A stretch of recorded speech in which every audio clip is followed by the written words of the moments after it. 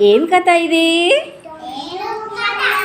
ఏనుగు చీమ కథ కదా. అడవిలో ఒక ఏనుగు ఇగో జంతువులన్నిటినీ బాధ పెడుతుంది. చూసిండ్రా? అన్నిటిని బాధ పెడుతుంది. నేనే బలం గలదాన్ని, నా మాటనే వినాలి అనేసి అందరినీ బాధ పెడుతుంది. పాపం జంతువులన్నీ బాధపడుతున్నాయి. అప్పుడు అలా అలా బాధ పెడుతుంటే ఒకరోజు చీమలు ఆహారం కోసము చూడండి ఎలా వెళ్తున్నాయి, లైన్గా వెళ్తున్నాయి. వెళ్తుంటే ఏనుగు అబ్బా ఇవి చాలా బాగా వెళ్తున్నాయే, వీటిని బాధ పెట్టాలి అనుకొని వాటి మీద పాపము నీళ్లు పోసింది. చూసిండ్రా? తొండంతో నీళ్లు పోస్తుందా? తొండంతో నీళ్లు పోస్తుంది. పాపము చీమలన్నీ కొన్ని కొట్టుకుపోయినాయి, కొన్ని పాపం చనిపోయినాయి, ఎక్కడెక్కడో అయిపోయినాయి. ఇక అలా అయిపోయిన తర్వాత అందులో ఒక చీమ ఇదేం బాగలేదు, నువ్వు ఇలా అందరినీ బాధ పెట్టద్దు అంటది.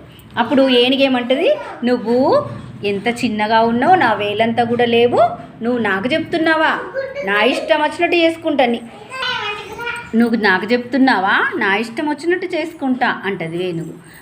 నీకు బుద్ధి చెప్పాలి అనుకుంటుంది చీమ.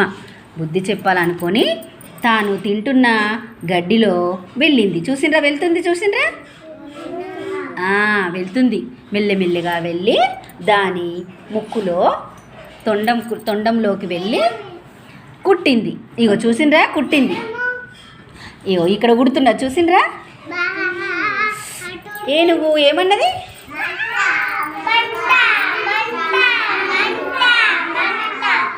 మంట అంటూ అటు ఇటు ఉరికింది. దానికి బాగా మంటలేసింది. చూసినవా, నీకు ఎలా బాధ కలిగింది చెప్తుంది చీమ ఏనుక్కు.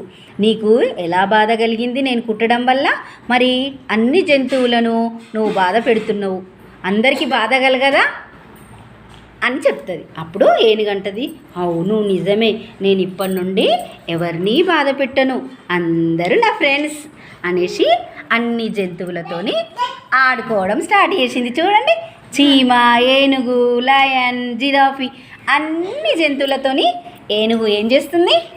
ఆడుకుంటుంది. అన్నీ ఏమైనాయి? ఫ్రెండ్స్ అయినాయి. మరి ఎవరిని కూడా బాధ పెట్టద్దు కదా. బాధ పెడతారా? మీరు కూడా ఎవరినైనా బాధ పెడతారా?